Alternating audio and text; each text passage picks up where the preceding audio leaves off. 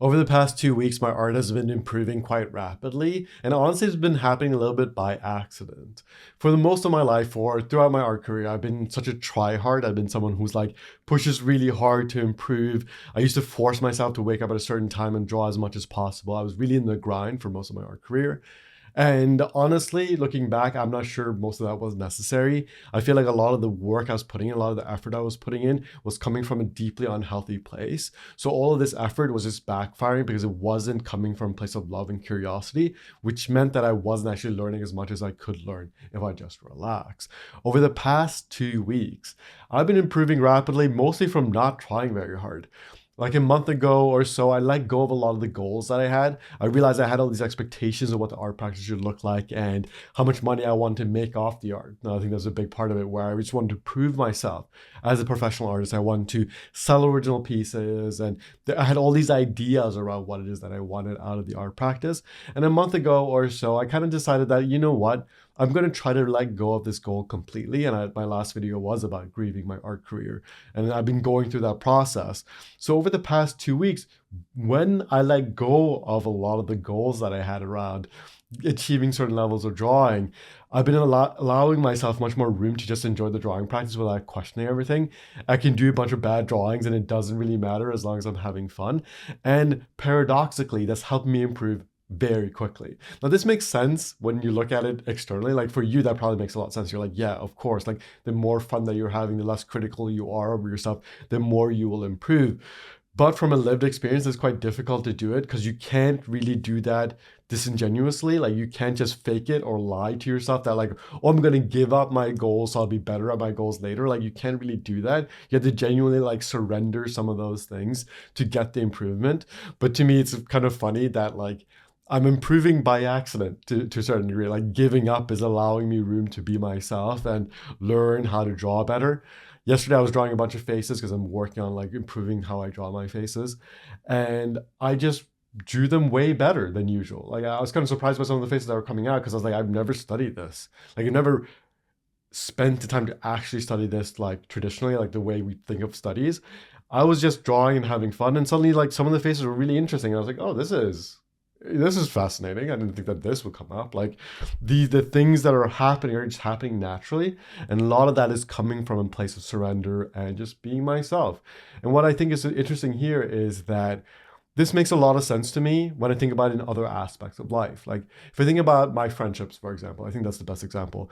The best friendships I have didn't come from a place where I was trying to like find the best friends and just like trying really hard to get them to like me. Usually it was just like me relaxing, being myself in a certain space. I was going out and meeting people, like there's some effort being put in, right? Which is the equivalent of sitting down and actually drawing. But I wasn't putting that much effort into it. I wasn't clenching. I wasn't trying very, very hard. I wasn't like using a bunch of different like strategies to be a better friend.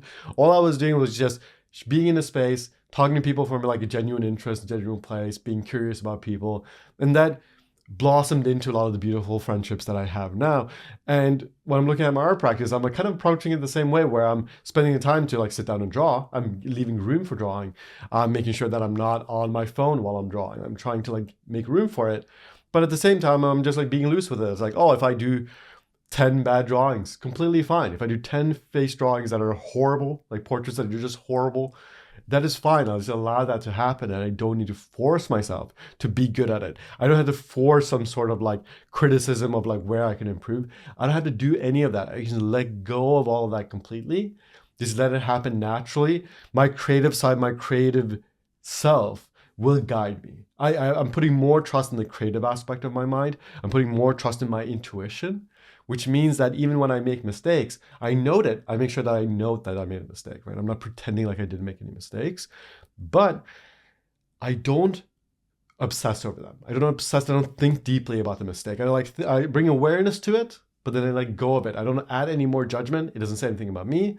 Just look at the mistake, open your eyes to it, but then also be like, okay, it's totally fine. You made one mistake. It's one drawing. Who cares? It doesn't say anything. It doesn't define your creativity in any way. You can just be yourself, explore your creativity in this way, and just have fun with it. And a lot of times the improvement just happens naturally. I used to think that you had to be very uptight and use a lot of effort to improve. Like you had to be very, very deliberate about like making changes to mistakes that you make. But now I'm starting to realize that you don't really need to make that much effort. Now, if you're doing a mistake repeatedly over and over again, then maybe you need to increase the amount of notice that you bring, the amount of awareness that you bring to that mistake, maybe a little bit more, or maybe you need to bring a slight bit of judgment, be like, okay, I'm making this mistake over and over again.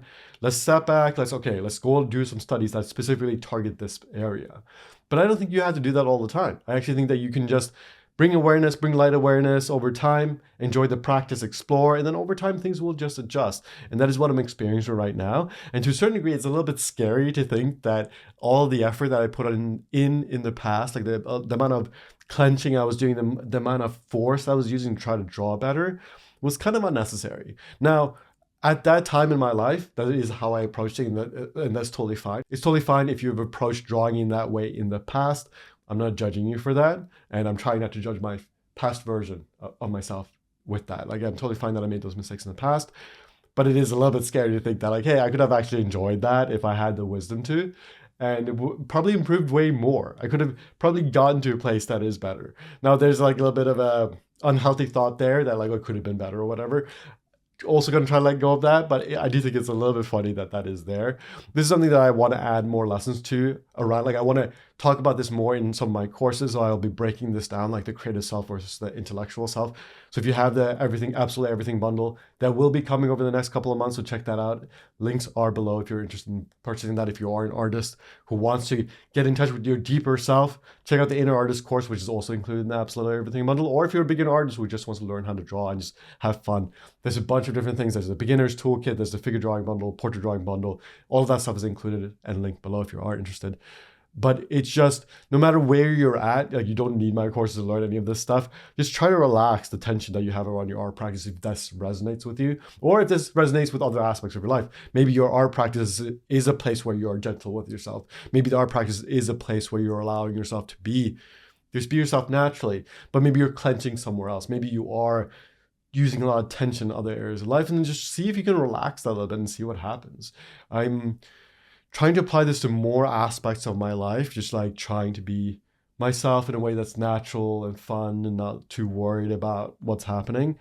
And it's helping in most areas of my life. There's many things that I'm just like, oh, you know what? I don't need to be worried about being perfect. I don't need to be anything more than I naturally am. I can just be myself and just have that come from a place of loving and have that come from a place of curiosity and just let play be at the center, right? So I'm talking a lot about like love being at the center. You can also put like playfulness at the center, because I do think that love and playfulness kind of like they happen together a lot of times. Like a lot of times when I love something, playfulness comes to the table quite naturally. I do think that there's a dynamic between the two, at least for me, and maybe you experience it differently. But if I put play at the center of these different activities, I just learn better. I have more fun. It's easier. Like there's no downside I found, at least so far. Maybe a year from now I'll make a different video where I'm like, you know what, that was completely wrong. Gotta work as hard as possible. Gotta grind. But honestly, I don't think that will happen. I think all the wisdom, all the philosophies I've read, all the psychology I've read, so much of it comes down to doing things from a place of curiosity, doing things from a place of love, enjoying the practice more. So the less I stress about improving, the more I enjoy the present moment, which makes total sense, right? The less stressed you are about improving at some point in the future, the more your mind can be here in the present moment. And that makes the practice more enjoyable. The more enjoyable the practice is, the less I find myself watching a bunch of stuff that I don't care about, or like being on Instagram. Like I uninstalled Instagram and I don't miss it right now because I'm having so much fun drawing. Like I don't even really crave it. Now I sometimes do check group chats on there, so I'm not perfect at it, but I'm fine with that being an aspect of my life, because it's not taking over my life, because I have this other thing in my life that is more enjoyable, more playful, more loving, more exciting. It's exciting to like learn from a natural place, because it just happens naturally. It's like this adventure. It feels a little bit like I'm going on a hike and there's all these beautiful things that I get to see, and I'm not really putting in that much effort. It's not like I'm having huge pack on my back and I'm like carrying a boat or something. You know what I mean? I'm not doing any of that. It's just like I'm going through a hike. There's some effort, right? I'm still sitting down and putting in work, but it's mostly exciting. I just get to look. I just get to experience this beauty that's available here, and I'm really having that experience with my drawing practice right now, which feels very beautiful. And I think going through a lot of reflective questions, going through a period of life where I'm really questioning my own art practice, right? Like the reason why I made the inner artist course was for myself. It's what I needed. And going through those questioning process and like asking myself questions about expectations and overcoming my perfectionism, all of this stuff has brought me to the point where I'm at right now. And I needed to go through that process. That was a process that was necessary for me to like really question things, asking myself like what matters. And the more I think about what matters, the less important being financially successful off the art is, right? So I want to be successful. I want to be financially successful as an art teacher, which I need that to like survive, right? Like if I was in a place where I didn't need an income, I give that up. But I need some sort of income, and being a good art teacher is very satisfying. Like I love being interacting with students, and like the emails that I get from the impact I'm having are just beautiful. It's like almost overwhelming, the level of beauty that there is there. But I'm realizing that like off the personal work, like, do I really need to make money off this? Like, no, like, would it be nice? Would it make my life easier if I had more money? Yes, of course. But do I need to force the art practice to be the thing that gets me more money? It's like, no, like actually there's something better. There's playfulness, there's love, there's fulfillment. That's kind of better than just money, right? I make enough to survive. So why do I need to force the art practice to like get me more money? This is not to say that money isn't important. It's not to say that money wouldn't be helpful, but I'm saying that there's almost something more important, which is the love, which is the fulfillment. It's like, what's the point of having money if you don't enjoy your life, right? Like if I'm forcing the art practice to be this thing that is all about like being better or like making more money, and I make more money, then what do I have? Then I just have two big businesses that make me a lot of money from like forced effort, instead of just like making enough money to survive and then enjoying the practice and actually having a beautiful lived experience. And if I'm not enjoying my lived experience at this age, I don't know what I'm going to start, right? Like at some point, you're just gonna be like, you know what? I can't just force everything to be about improvement. I gotta have some things that I actually enjoy. And the art practice is becoming more and more of that.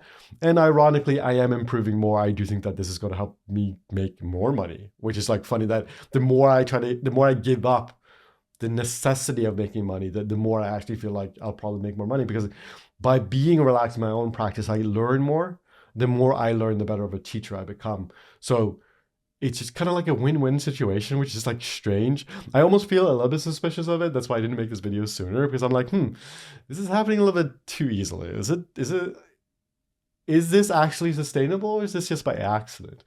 My suspicion is that it is sustainable, and this may be the most sustainable thing that you can do with your art practice. So that's where my head is at. That is what I'm like enjoying right now. If you are someone who's been a certified tryhard, I recommend just like loosening your grip a little bit and see what happens. Like I'm not saying that that's going to guarantee you any specific results, but I do think that there's things to learn there. I think there's growth to be had in a way that is fun. Be playful, have fun with it, enjoy it. Ask yourself questions about like, how can you make your art practice more enjoyable, right? Like big part of the inner artist course is that. It's like, what do you care about? Like what small moments can you tap into? What kind of emotions can you tap into? What mediums actually bring you joy? Can you slow down the practice? Do you have unhealthy expectations maybe? Do you have a certain image of what a good artist is in your mind and forcing that upon yourself, even though that's not who you are naturally? Like these types of questions can be very helpful to like grapple with.